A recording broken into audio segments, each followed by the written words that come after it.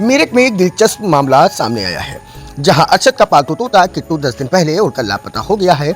अरशद और उनके परिवार के 52 सदस्य शहर भर में उसकी तलाश कर रहे हैं। उन्होंने तोते की तस्वीर वाले पोस्टर भी चिपकाए हैं और किट्टू को ढूंढ कर लाने वाले को 5,000 रुपए का नगद इनाम देने की घोषणा की है।